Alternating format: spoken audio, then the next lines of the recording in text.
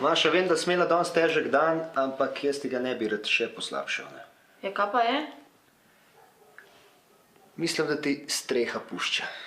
Oj, pa kaj se bo še vse danes zgodilo? Čeprav meni se zdi, da vem, kaj je, ne?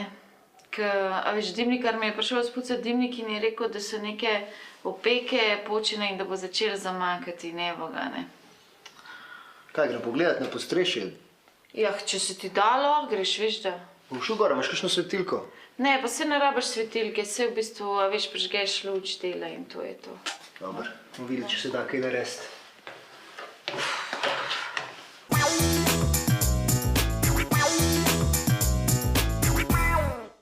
Ja, mene je začel pri strehi malo zamakati, ampak potem smo pa ugotovili, da so strešniki tako stari, da bi bilo treba v bistvu celo streho zamenjati. Zdaj pa malo o tem razmišljam, pa me zanima, kaj mi lahko vi ponudite.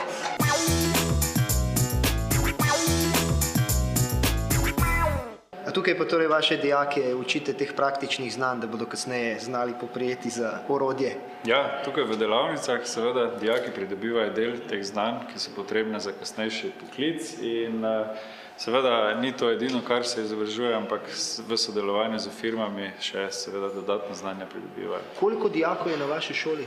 Na naši šoli je okrog 430 dijakov, vseh skupaj, od tega v poklicni šoli okrog 300 samo. Katere poklice v bistvu tukaj učite? Izobražujemo vse poklice v strojništvu, to so vsi klasični poklici.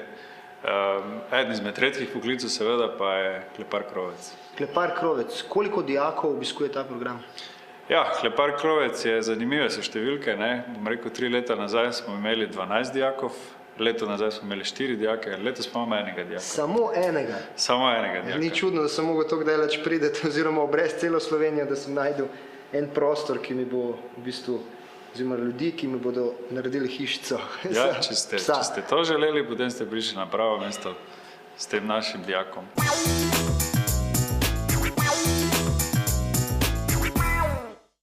Erik, pa zakaj ne prideš noter? Kaj pa se tam dogaja? Joj, kako je lepo, je tvoj. V bistvu ne, zgubila se je, pa je potepala se malo, pa sem jo pripeljal sem. Pa kar odpeljal si jo, ali kaj? Ja, se veš, kako je s temi psi, ne? Če nimajo lastnika, jih ponovadi uspavajo, pa sem se ustrašil, pa sem jo pripeljal sem. A veš, jaz sem imela psa včasih, ne? In se mi zdi, da bo tale pas kar moj, da ne bo nič tvoj. V resnici. Ej, sam, veš kaj, ne? Zdaj, tega psa sva spravila, ne? Ampak mi bomo morali eno hišico zrihtati, da bo nekje imel za spat, ne? V vrtnem centru, vse tam imajo vse za živali, a nimajo? Pa ne verjamem, da bo zdaj hišica našla v vrtnem centru, ne? Pa še jaz sem razmišljala, a veš, tamle bi si bambus posadila rada, ne? In potem bi mogla biti eno tako hišico, ki zdraven paše, ne? Slavnato streho verjetno misliš, ne? A ja, lahko tudi slavnato streho, ja, sem, kako pa slavnato streho zdaj zrihtala? Tukaj ti pa jaz preskočim na pomoč. Jaz poznam enega mojstra, na Mostu na Soči živi in on zna narediti tako streho v 0 dobe. Ej, Erik, pa ti mene vedno rešiš, koliko to fajn, ne?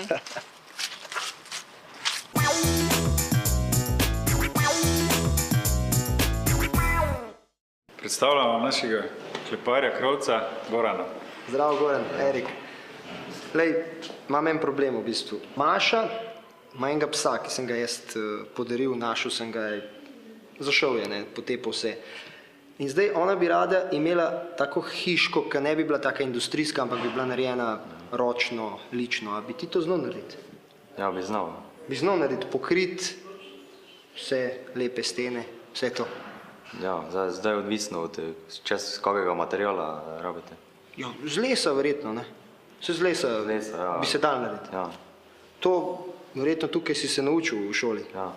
Ti si edini krovec v tvojem letniku v Sloveniji. Ja.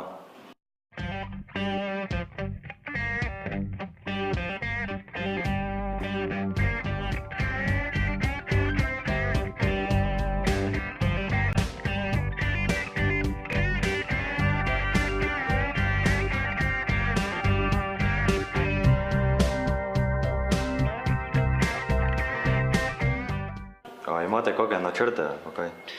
V bistvu nimam načrtov, jaz si želim lesene hiške, ne? Maša bo verjetno tudi se strinjala s tem. Za streho pa ne vem, kaj najboljš To pa mislim, da mi ti najbolj lahko priporočiš. Ja, tegula ali pa kaki žerar ali pa kaj tako. Kaj je to tegola žerar? Jaz sem si vedno pasjo hiško predstavljal kot nekaj take lesene zadeva, mogoče iz kakšnih ceglov pokrit. In tu je pač odvisno od vsakega posameznika, kaj se odloči, ne, katero kritino. Lahko tudi na primer z cigli ali pa kaj.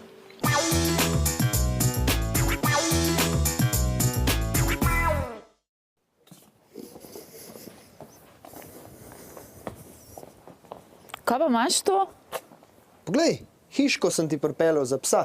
Ja, kje pa streha? Ja, lejo. Glele, ni lepa. Kje si pa dobil to hišco? Ja, na strojni šoli na Ptuju so mi izdelali, si moš misliti, edini klepar krovec na tem programu mi je naredil. Eden in edini. A res, ali kaj da best? Je super, da imamo hišco, kje pa šiva zdaj? To je pa druga zgodba, ne. Pobegla je spet. A res, ali kaj? Kaj pa zdaj, jednač mava hišco, če pride nazaj, ima kje spat, ne?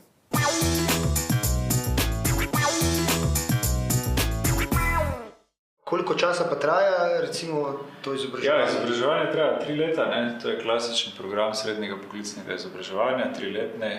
In v teh 3 letih dejansko, bom rekel, si pridobi dijak to širino, bom rekel, od pločevin, obrob, tako kot smo že govorili, pa do nekih konkretnih kritin, ki so seveda karakteristične za eno ali drugo regijo. Povejte, zdaj nekako se vrača to nazaj k naravi oziroma nazaj k preteklosti. Ljudje imajo za svoje kritine oziroma za strehe ponovno zahteve, da se delajo stvari tako, kot so se včasih delale. Ste imeli kdaj kakšno tako nenavadno naročilo, ko je šla tehnologija naprej, pa so stranke želeli? No, tudi to je bilo, ne.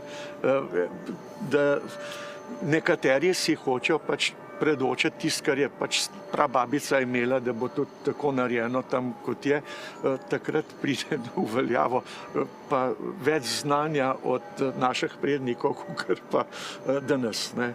Današnji arhitekti uporabljajo pločevino, steklo, beton, pa so že pa plastiko, pa smo zaključili.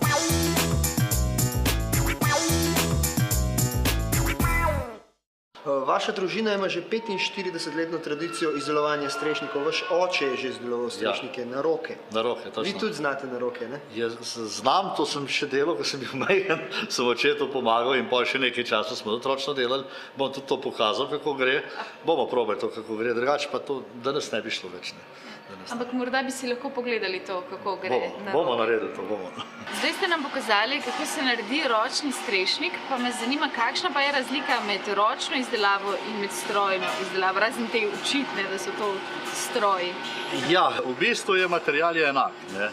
Približno enak. Mogoče takrat v preteklosti niso znali toliko, niso imeli toliko dodatkov za beton, pa mogoče malo manj precizno izdelan, ker se ročno ne da toliko precizno izdelati. V principu pa ni razlike, ne. Koliko ste pa vi strešnikov že naredili takole na roko? Prej ste začeli stroj uporabljati? No, jaz ne veliko, moji starši so jih več, jaz sem bolj pomagal takrat, ne. Ko sem pa jaz začel. Bila je pa kapaciteta nekje, če smo pomagali.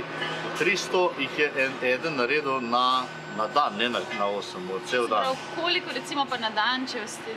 Ja, koliko vas je delalo? No, delali smo, malo smo otroci pomagali, mama pa oče, pa sem delal, pa jih je 300, če pa nismo pomagali, pa sem 200. Povejte, verjetno je vaš oče svoje celo življenje delal na roko, ne? Ja. In koliko časa je on potreboval, zdaj ne vem, kaj pomeni številka 300, ampak koliko je on potreboval, recimo, da so opremili eno hišo s strešniki, koliko dni? Ja, 10 dni. Cirka teh strešnikov, ker so manjši, gre nekje 3000 na eno streho, se pravi. Je bilo pa ta razlika, da takrat je delal strešnike pa slemenjake, ker je bilo to za celo streho. Zdaj imamo pa en kup dodatkov, levi, krajni, desni, za šop, za zaključni, začetni slemenjak, grebenski slemenjak, razdelilni pa bi še lahko našteval.